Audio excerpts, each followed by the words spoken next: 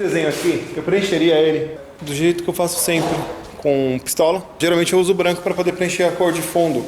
Nesse caso, eu vou usar um rolinho, tinha disponível aqui de uma galera que estava pintando. E com esse rolinho aqui, eu vou molhar dentro dessa tinta, vou diluir na diluição correta. O lance aqui ele é um esmalte sintético fosco. Eu preciso de uma cor fosca para poder facilitar o efeito que eu vou jogar no desenho. Então é isso que vocês vão ver, eu pintando no rolinho a princípio e vou deixar branco o fundo. Depois eu vou redesenhar por cima a silhueta das partes do rosto ali, do nariz, da boca, olho, cabelo, hambúrguer. E aí eu vou continuar o restante usando o método tradicional que eu uso, que é a pistola, para fazer um trabalho estilo grafite. Mas e aí? É melhor fazer o grafite realista com rolinho? O rolinho é limitado, mas para fazer alguns trabalhos específicos, como um trabalho bem duro e definido, o rolinho é a melhor opção. E para manter a limpeza. Como vocês têm percebido, eu faço coisas não convencionais que não necessariamente estão erradas em relação à pintura em si. Eu faço experimentos e eu estou por conta e risco. Quer dizer que se eu errar, eu assumo a responsabilidade. Então a gente chegou no ponto agora que a gente queria. Vocês vão ver essa imagem se separando em duas. Essa é exatamente a maneira que eu enxergo utilizando a visão dupla. Tudo bem? Não, isso aqui tem conserto, meu camarada.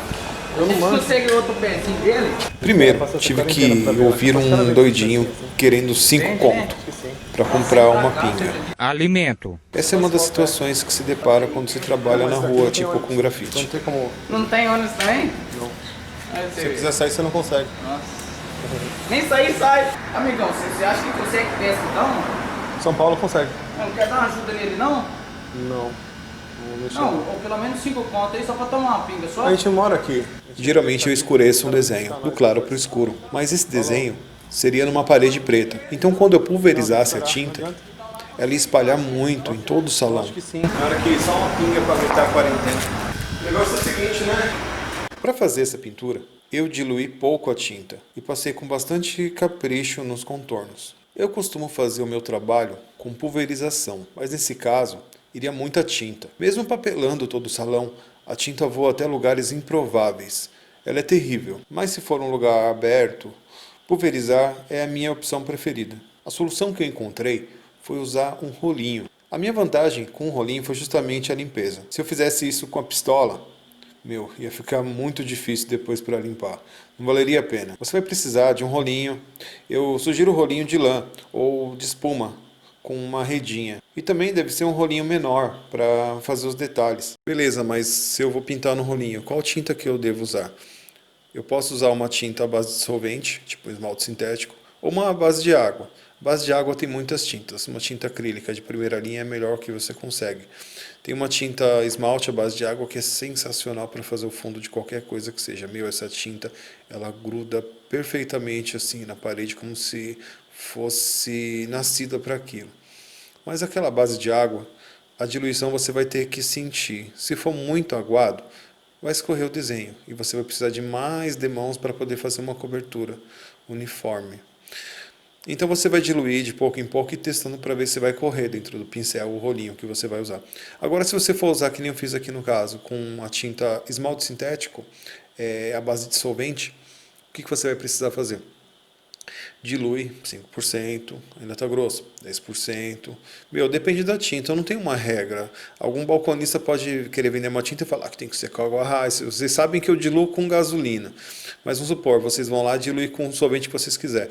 Na hora que você estiver diluindo, não tem uma regra, que você vai ser 5%, 10%, 20%. Eu já cheguei a diluir com mais de 50% uma tinta. Então é muito relativo. A questão aqui é que quanto mais diluído, mais chance de escorrer e mais demãos você vai ter que fazer para cobrir. Espero que essa dica seja interessante para você. Aqui eu montei a minha mise en place. Aqui a parede já está pintada de branco, com esse branco fosco. Pintamos ontem, no fim da tarde, e ela já está seca, ó. A gente passa a mão aqui e já está bonitinha. Ela é amarela, né? Esse branco, quando seca, fica meio amarelado, o esmalte sintético fosco. Bom, esse trabalho aqui que a gente fez aqui, com esse rolinho, não é usual. A gente não está acostumado a fazer isso. A gente vai desde o zero, com a tinta tipo aerógrafo. Então aqui a gente tentou fazer uma coisa diferente. A gente acredita que vai dar certo.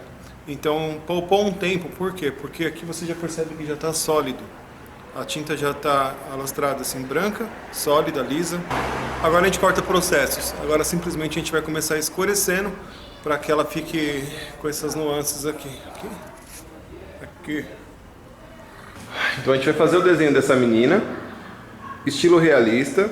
A gente vai mostrar passo a passo para você, com tintas normais.